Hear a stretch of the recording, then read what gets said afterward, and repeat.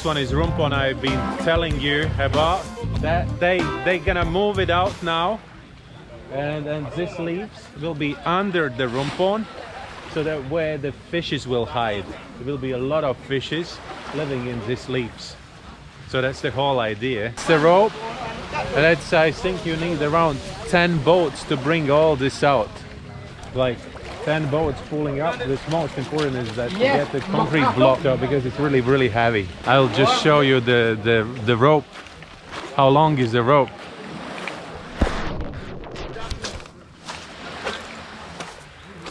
So that's the rope. Berapa meter rope? 1.600. 600. 1.600. Ah, that's so long. Yeah. Yeah. Martin. Okay. So see, the rope is so long.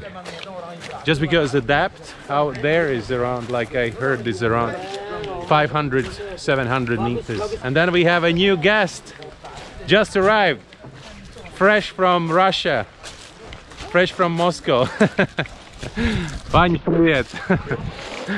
Здорово. Класс. Ну как ты? Хорошо. Хорошо? Хорошо у вас. Ты только-только приехал или? Да. The name of the guy whom I met on the beach is Ivan. Ivan, English, right? So Ivan. He's Russian, so he's Ivan. He's from Moscow, and he is here now for 2 months, and he made the business visa. So we just gave him a contact, and he got the business visa in 3 days. First lunch in Bali. This is really, like, I've been posting this one already, but this is really Bali classic, or maybe Indonesia classic, I don't know. I'm living here in Bali, so this way I can kind of make comments only this one. How's the first impressions? Okay? Very tasty. Okay. Like I said before, here in Amed, moving around without a motorbike, it's a pain in the ass, because the distances is really big. So now we're gonna go and practice how to drive the motorbike, because there's been a really big interruption. He haven't been driving a motorbike for 5 years, so I decided better to bring him on this road where I was teaching Laura, and just to give him a little bit the chance to adapt for the motorbike. And also, yeah, so I don't know, it's like I'm always feeling so nervous about when people take and rent the motorbikes, because I've seen so many accidents. He feels super comfortable, actually. No problem at all. It doesn't look like he really needs anything. He just needs to be a little bit careful.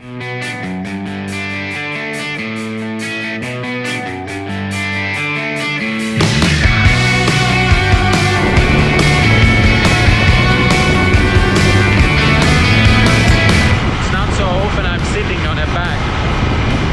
Usually I'm sitting in the front, but since we need the practice.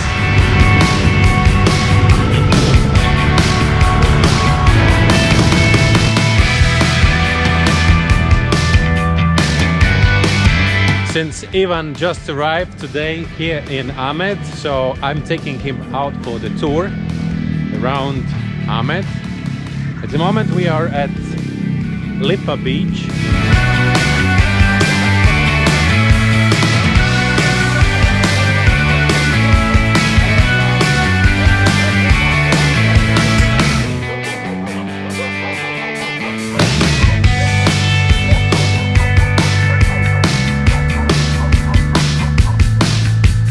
Today there is no strong wind, so that's why they've been catching with the nets, and that's why so many mackerel today.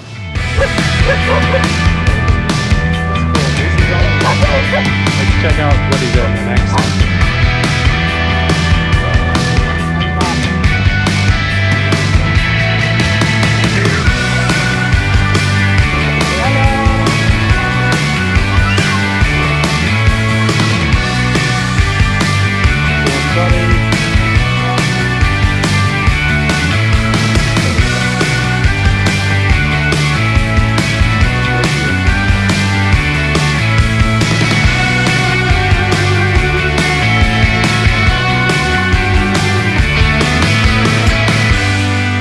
has been happening to me constantly, right? So like, as you know, I'm teaching instructors.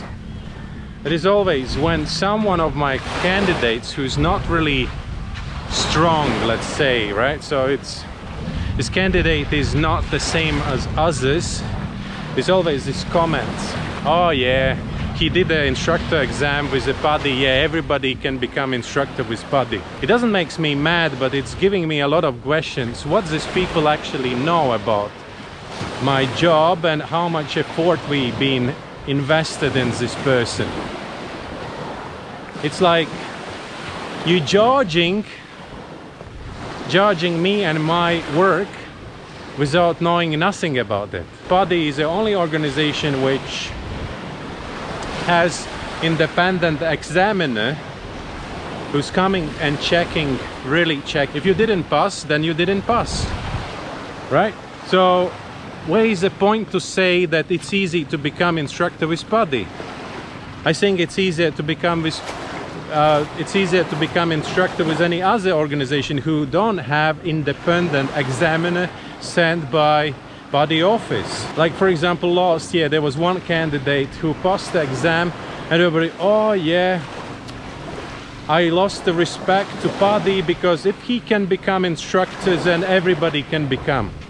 Do you know fucking how much effort we invested in this person? How many long nights I was sitting with him and explaining the theory and everything. Just because he's not the same like you, he has learning difficulties. And now you're telling me, if he can become instructor, everybody can back up. But that was his dream. And I made sure he became instructor, not because there was no smuggling at all. It's impossible. All of you are PADI instructors. How you can say that there would be some way of smuggling or whatever, right? That actually just freaks me out a little bit, right? Because I know how hard I work with these people and how difficult it was for them and for me to get through this process. Thank you very much for watching. See you tomorrow again. Bye.